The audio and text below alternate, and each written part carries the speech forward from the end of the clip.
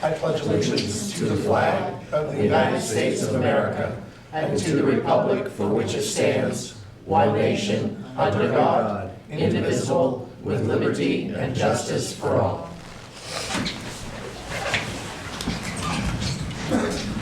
We'll now call this meeting to order. First order of business, public announcements. Details may be found at www.fairfieldme.com. In December, Council will begin reviewing appointment applications for upcoming volunteer positions on local boards and committees, including the following: the Budget Committee, Planning Board, Land Use Board of Appeals, Economic Development Committee, Board of Assessment Review, Voter Registration Board of Appeals. If you are interested in serving your community, please complete an appointment application form available at www.fairfieldme.com or at the town office. Appointments are made at the Town Council's January annual organizational meeting. The additional announcement, non-essential town services will be closed on November 27th and 28th in observance of the Thanksgiving holiday. The second order of business is public hearings. There's one public hearing to hear from the public on proposed revisions to the land use ordinance map village district to clarify that each lot in its entirety is in the village land use district in Fairfield Center, as indicated on property tax cards. Currently, the map depicts approximately 21 properties to be partially mapped as in the village land use district and in the rural land use district in Fairfield Center. So, is there anybody who wishes to address the council on that issue? Declaring it open. Seeing none, I will declare this public hearing closed. Third order of business, public comments. Members of the public may speak to the council on any item or reserve the right to speak on a specific item that is on the meeting agenda when the item is addressed. And these comments are limited to 3 minutes per speaker. Is there any member of the public who wishes to address the council at this time? Is there anybody who wishes to reserve time to address the council on a specific item? Seeing none, I will declare the public comments closed. The fourth order of business, reports from staff and committees. We'll begin with the town manager report. So we continue to work on various projects such as streetlights, phone conversion, updating Windows 7 computers, that sort of stuff. But one of the biggest things I wanted to let you know about was our near miss of a catastrophe. The assistant treasurer was able to start reconciling our checking account on the 1st of November, which is actually a rather odd occurrence. It doesn't usually happen that close to the very end of the month. But she was able to do that, and in doing so discovered that there were 3 checks that had been submitted and cashed in the state of Georgia. Roughly almost, it was more than $3,000 between the 3 checks. Someone was able to steal an image of one of our town checks, copy them, make them out to themselves or various entities for dollar amounts, and it passed in these other banks. So because this was caught within 48 hours of it happening, we received all of our funds back. We were refunded by the bank. We extended a huge thank you to Skowhegan Savings Bank. This was discovered late Friday afternoon on November 1st, and everybody went into motion very quickly. And within an hour or so, everything was done. Our accounts were locked down. Everything was closed, switched over. New checks were ordered, and everything was in place so that we were able to do payroll as soon as we came back the following week. We're still waiting on the remainder of our checks, so it was a little scary doing the warrant this week because we had so many we had to put out. But it definitely was an eye-opener. The bank suspects that someone actually sold a copy of the town's check to someone, and therefore it was reproduced. Right down to the very finite details of the treasurer's signature, everything 100%, and all of the safety pieces. So it wasn't caught by anyone. So, but fortunately we caught it, and everything has been fixed, and the town lost no funds, and everything was secured, and we're moving forward with a new account. So hopefully it won't happen again. But for folks at home, they should also make sure that they do the same thing. Monitor your bank statements, watch what's happening constantly, because the thieves are getting better and better at what they do. And then also, The only last thing I have for you is last week I attended a First Park Marketing Committee meeting. They're working on a new mapping layout of the park that better depicts what's actually in the park, what the park has to offer for various assets, and we're also reviewing designs for new digital signage at the entryway to the park. Believe it or not, there's a lot of folks who do not know where T-Mobile is, and we're hoping to basically put up a marquee sign at the entrance to the park so folks will realize all of the various different businesses that are in there. And there are at least 2 new businesses that are looking to come in within the next year. So there are definitely progresses being made. And that's it for me. The next item is the town clerk election report. So for the November 5th state referendum and municipal election, we had 4,301 voters registered at that time. We had 585 ballots cast, which was a 13.6% turnout. For the absentee requests, we had 61 with 55 returned. And we processed 12 new voter registrations day of, and there is a typo on your report that I'll be correcting when I do the final report. The changes to the current voters, there were 11, so that would be name changes, address, or party affiliations. And spoiled ballots, the state's got us tracking those now. They particularly go up during ranked choice voting or vote for 2 contests. So we saw a lot of spoiled ballots because some of our contests were vote for 2 versus vote for 1. We didn't really have anything else that was noteworthy with the exception of my usual notes that in addition to the election personnel, it's a town team effort. Every department participates in the coordination.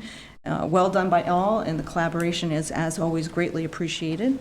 And we pride ourselves on maintaining the integrity and compliance of elections, and it continues to be an honor to administrate elections and lead our team in facilitating another successful election. Thank you. Thank you to our team as well. Very important that we have such a professional team deal with our elections. I appreciate that. Thank you very much. Are there any other committees that wish to report at this time? Seeing none, we will move on to the 5th order of business, the consent agenda. These items are considered routine or standard business and therefore will be enacted by one motion.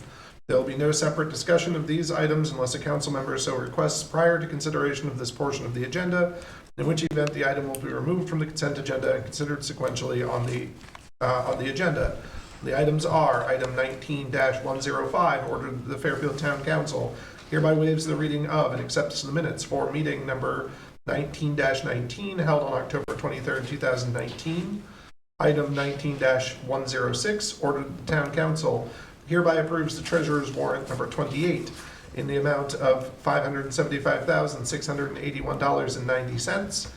And item 19-107, order that the Town Council, in accordance with MRSA 30-A, Section 3156, hereby authorizes Fire Chief Bickford to sign and enter Fairfield Benton Emergency Services Department into an updated mutual aid agreements with the municipalities of Albion, Belgrade, Clinton, Norwalk, Oakland, Pittsfield, Skowhegan, Waterville, and Winslow, and Unity. So moved. Second. There's a motion and a second for the consent agenda. All in favor? Any opposed? Any abstaining? All right, the consent agenda is agreed to. We move on to the 6th order of business to take action on the following items of business. Item 19-108, ordered that the Town Council hereby adopts revisions as printed to the Land Use Ordinance Map Village District, clarifying that each lot in its entirety is in the Village Land Use District in Fairfield Center as indicated on property tax cards. So moved. Second. There's a motion and a second. Is there any discussion?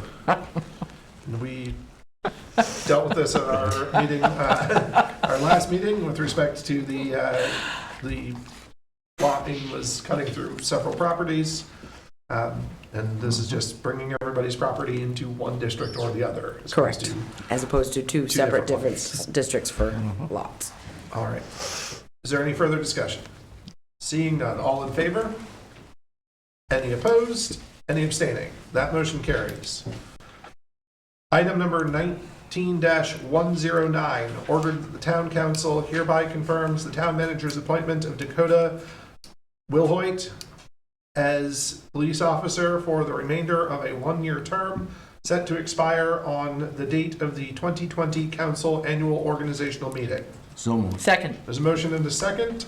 I will invite the police chief and the candidate to come up. The candidate is on a call right now. Oh, proving his worth. Dakota Wilhoit is local to the area. He lives in Clinton. He comes to us from Augusta Police Department, and also he did 5 years with the Kennebec County Sheriff's Office in the jail. He's working out phenomenal right now.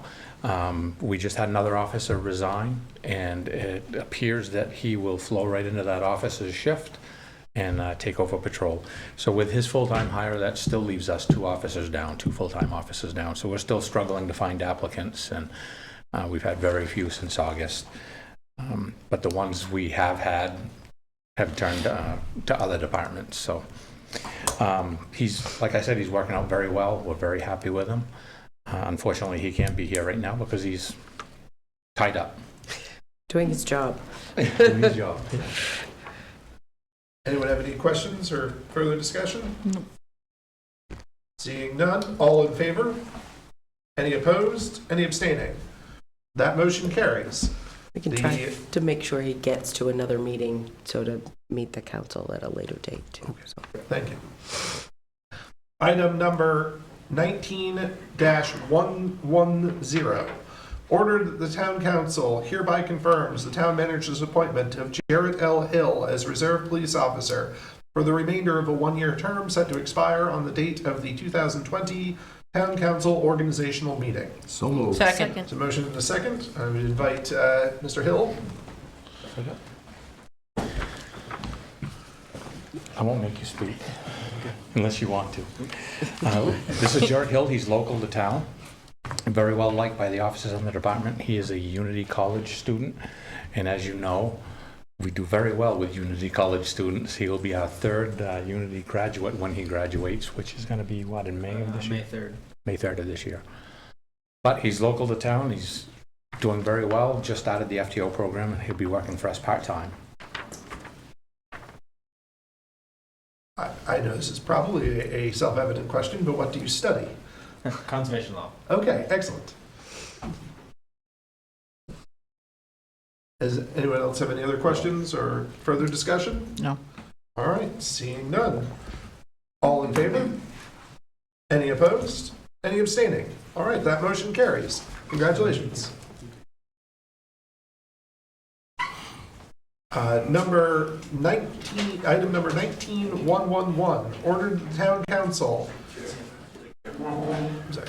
signs a quitclaim deed for Ralph and Roxanne Whalen for property located at 20 Robinson Street, map 24, lot 109. So moved. Second. There's a motion and a second. Is there any discussion? Seeing none, all in favor? Any opposed? Any abstaining? All right. And I am actually, for item 19-112, going to turn the gavel over to the vice chair, as I would like to avoid the perception of a conflict of interest due to a potential professional conflict on this matter. Item 19-112, order that the town council signs a quitclaim deed for Wayne Netto and Susan Maroney for property located at 13 Valley Farms Road, map 001, lot 005-013. So moved. Second. Is there any discussions? All those in favor? Motion passed. Back to the chairman. Thank you. One abstention. Yes, I would. Yes, like one that to be noted exception, as sorry. an abstention. Item number 19-113, ordered that the town council hereby signs a quitclaim deed for David Bork for property located on 304 Norwalk Road, map 005, lot 059. So moved. Second. There's a motion and a second. Is there any further discussion?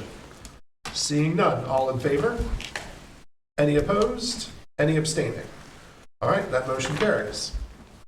Brings us to the 7th order of business, council workshop and other business. And the first item is to take up the waste management contract renewal.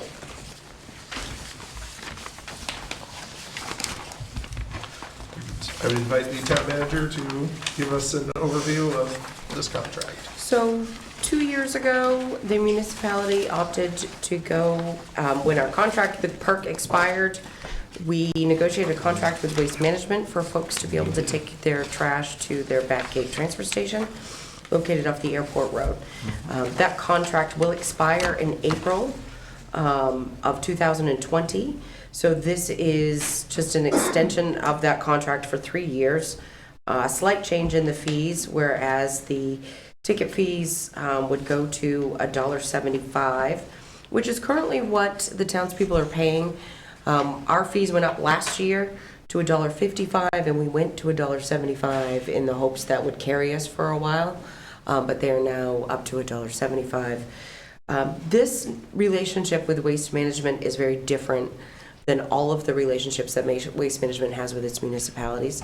The way that it works there is that folks go in to the back gate, they drop their trash, the municipalities themselves are billed directly for the trash tonnage, as opposed to us being billed just for the tickets that they collect. Fairfield's trash situation, the way we deal with household waste, is quite different than most of our surrounding municipalities.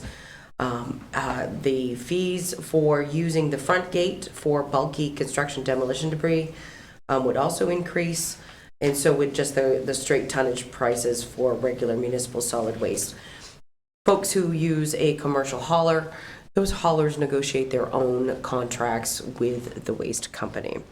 So this was just to give you a quick look at what this would look like. Normally, the way our contract was written before was it was based on an annual price index changes, and what we have done is actually set this to be at a fixed rate of 4% increase every year. This will allow much better budgeting pieces for us going forward over the next 3 years. And the 4% is in line of what the index rate has actually done over the last couple of years anyway. So if this contract is approved as written, for the next year, there's not going to be an increase in the sticker fee, but then after that, it would Right. be necessary. Right. So what would happen is effective April 1, we would go to the $1.75 ticket price, and then we would need to adjust that going forward. Now, remember when we increased it the last time, it was simply because of the fact that not that we were looking to use it as a money-making mechanism, just simply to pay for the replacement to sticker generation for when we needed them. So that it was just sustainable for that purpose. We were able to collect some fees over the course of that time frame that will help with that, and then we'll have to adjust going forward from there. So, Anyone else have anything they want to discuss about this? No. Then I think this should be on the next agenda as a consent agenda item. perfect. All right, so that brings us to bids for our investments. And I will recognize the town manager to give us an overview of the bids we've received. So in your packets tonight, you did receive some additional information. We've done a preliminary review. Just so you're aware, you were given the list of all of the various firms that our RFP was directly mailed to, whether it be actual mail through the U.S. Postal System or email. So we sent out to 10 different institutions, as well as advertised on our website and in various other places. We received 5 responses. You have who those individuals are in what I have given you for information tonight, and what has started out as a preliminary comparison.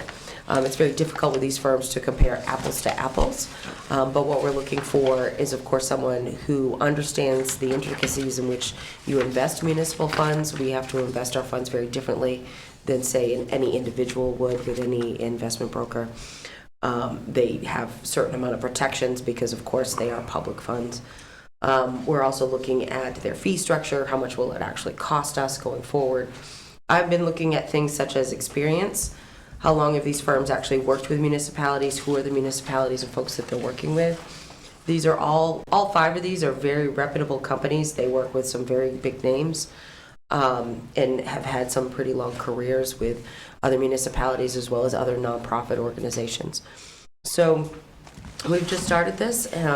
You guys did receive all of the various different packets via email. We can print them if you need us to. Some of you did have them printed. Any particular questions you would like us to investigate? We're open to whatever, but the treasurer and I are still knee-deep investigating this, and we'll hopefully come back to you at the next meeting with some recommendations as to who we should go with for our investment services. Okay. Thank you. Does anyone have any questions or discussion on the bids at this time? No. All right, I think we will continue to keep that as a workshop item until Till we're ready. this is ready to go. The next item is the Public Works Cemetery / sewer truck. So I believe we received a memorandum about this.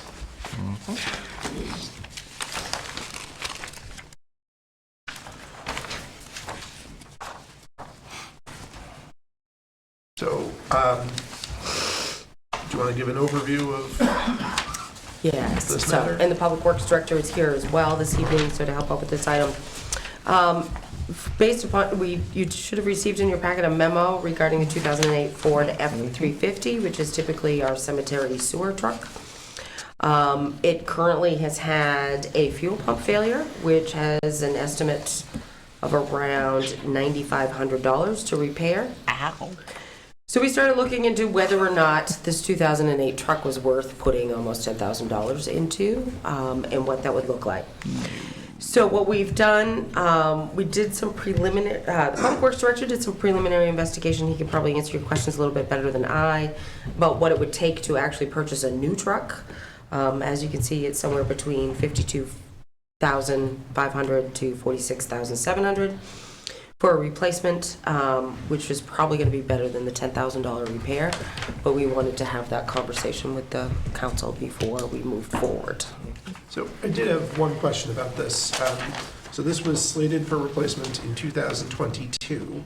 Which, based on the memo, it seems unreasonable that we actually thought this truck was going to last until 2022. That is correct. So That was this- when we started pushing out further with our equipment because of the funds that we had to replace the equipment. You know, when it was purchased, it was never expected it would last 10, but we've been pushing, and here we are. Okay. Well, I guess this comes to, I think might be the bigger issue here is obviously, I think it's obviously we have to replace this truck, and we're gonna have to replace it sooner than we want to anyway. So my view is probably best to, to do it now and not spend essentially a 20 to 30% premium on getting it fixed first. But I do think that it might be a good idea for the next term of the council to review the capital expenditures plan, because having an additional more than an additional 2 years on a vehicle that we know is not going to last that long, means that plan is clearly not realistic. And I think that in order to avoid these expenditures, which we can afford, and we can afford to start replacing equipment that's in a bad position as opposed to patching it back together when necessary, it'd be better to give the public a sense of when those things are really going to happen rather than make it look like these are surprise expenditures when nobody should be surprised that a work truck with 150,000 miles on it needs some work. So That is correct. And since the town council took some steps a couple years ago with the influx of funds into our capital reserve program with the sale of the Escalon Drive property, those things have changed, and we've started trying to look at these things a little bit differently. And we're definitely working towards hopefully getting an equipment reserve account that will be successful. Unfortunately, we still would need millions of dollars to get us on track anytime soon, which is why this truck, like so many of the others, are pushed out much further than they should. At any point in time, if you have a public works vehicle that makes it 10 years, you're doing really, really well. This one obviously is much longer than I that. would point out that this is not the first vehicle that we've talked about replacing early because we found ourselves in the position of expensive repairs and luckily having the funding on hand that we didn't have to Right. bring the blight of deferred maintenance down upon our heads. And I think that having having a review of the capital, capital improvement plan to make sure that it not only reflects a realistic sense of, of what our accounts can handle, but also a realistic sense of what our equipment can handle. Right. Would be very, very important, because I think people seeing this sort of thing come up this way think, oh, well, there we go, shelling out all this money we don't really have again, where, we do have a much healthier position with respect to capital improvements than we once did, and it would, somebody with this information would think that this plan was unreasonable to begin with. Does this vehicle actually come from the capital account? It does, in the sense that it comes Right. from sewer capital reserve. Right. So this vehicle, being a cemetery truck and a sewer truck, we were slating to pay for it with perpetual care funds and sewer funds. And sewer, only within the last 3 years, has had a capital reserve account that's been created. So there are funds available for it, as well as the funds in our perpetual care account for our interest that we can use. So that does make it ideal. We never want to, if a truck does have life left in it, we do want to use it as long as we possibly can. We don't buy new trucks just for the sake of buying new trucks. But this is definitely one of those instances where it probably should have been replaced before now, but we did get to use it right till the very end. But So, I yeah. applaud using things right until the very end. I would like to see that the very end of things be sometime near or after their expected retirement date, and not that the reasonable, useful end of the life of a vehicle Right. happens to be over 2 years before we actually intended to replace it according to the schedule. I would ask. I understand that aspect, but this was not a foreseeable breakdown that, we saw coming in Certainly. 6 months or something. to that Certainly, effect. it wasn't foreseeable in that way, but I mean, I Yes. think it is foreseeable in the, 10,000-foot view of, Yes. this piece of equipment on paper was something that, is foreseeably going to have mechanical problems. That said, how is the rest of your vehicle fleet? Are we looking at, We're looking at replacing the one unit older when we get to budget season, that we'll have that discussion, but that's a 2007. So as you can see, we've got some older equipment. We still have a 2002 We still have a 2002, yeah. that's in our fleet as well. So we do have some older trucks. We are getting there. We have a truck that is scheduled for replacement this spring. Unfortunately, we do not have enough in the budget for Public Works to replace 2 plow trucks in any one given year. So it will take time, but we are working towards that. And with the budget piece and gradually increasing those capital reserve accounts, we're hopefully going to get there. So okay, it'll be good. excellent. I presume that you shot this, put it out for bid? Shop. Yes, I just grabbed some numbers so that you folks would have an idea of what we're up against here. Okay. Yeah, and we didn't really do a bid until we had this discussion. Right. So we'll actually go forward and do all of Yep. that and get that back for you with a recommendation, hopefully by your next meeting. And it'll still take a while. Nobody has these trucks on the lot. That's kind of the way things are this time of year. But we didn't want to go forward with any sort of bid process until we had this conversation first. So it was just a much better way to handle it. All right. Is there any further discussion on this point? No. Then I would expect that this will come back once there are bids to be considered. Correct. Thank you. Thank you. All right, the next item is to discuss the November meeting schedule. And that doesn't. So, we had requested this be on here just in case we need a second meeting in November. So I'll just inquire, is there upcoming business that we think At we this can time, there necessitate? is no upcoming business that needs to be addressed before your next December meeting. Okay. The only thing that I will mention to you is that do expect a call from Amanda regarding signing the next warrant. That will need to be done All right. for continuing of business, but that'll be it. Then, in that case, we will plan not to have the second meeting in November, so everybody have a good Thanksgiving. Okay. The next item is other council business. I'll begin with Mr. Lawrence. Last one, I congratulate the 2 new councilors-elect. I'd like to wish everyone a happy Thanksgiving. It's 2 weeks out. And just be safe this unpredictable weather came in, so just be safe out there. That's it. Councilor Bishadi? Ditto, Mr. Lawrence. I don't have anything today other than my normal sentiment after it snows. I was one of the only people in my office yesterday because apparently we are very good about keeping our roads very clean very early and throughout the storms. And one of my coworkers is very, very jealous. So thank you, Public Works. Ms. Busk? I also wanted to say congratulations to Stephanie and to Michael as well. And I also wanted to say that it's been a pleasure serving Fairfield as a town council person here. And as you all well know, my term will be up at the end of December. I will be moving on in a different direction. And it's been a pleasure working with all of you. And I wish everyone good luck.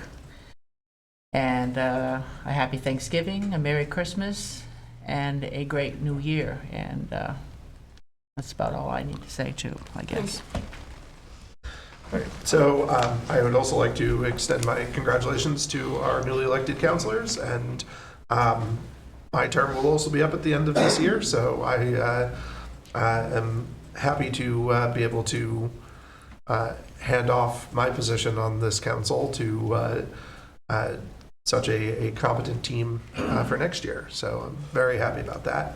I do want to take a moment to address something that is a matter of national interest to some degree. They're currently in Arizona. An activist named Scott Warren is being tried in federal court because he provided food and water and shelter to people that had crossed the desert. The government admits that they have no actual witnesses who can demonstrate that he did anything more than provide humanitarian support to people in need. Nonetheless, he is being prosecuted. Back in June, a jury failed to convict him of this charge, but they also didn't acquit him. So this is his second trial on that charge. And I would strongly encourage people to consider what it means that this law is now being used in a way it hasn't previously been to prosecute people for giving food and water to individuals independent of their status in this country. I think that's something we should all really reflect on because it's something that is happening. I have nothing else. With that, the next regular meeting of the Fairfield Town Council will be held on Wednesday, December 18th, 2019, to be held at the council chambers at 6:30 p.m. At this time, the council will recess and sign all documents that require the signature of council members. So moved. Second. There's a motion and a second. If there's no objection, we are in recess.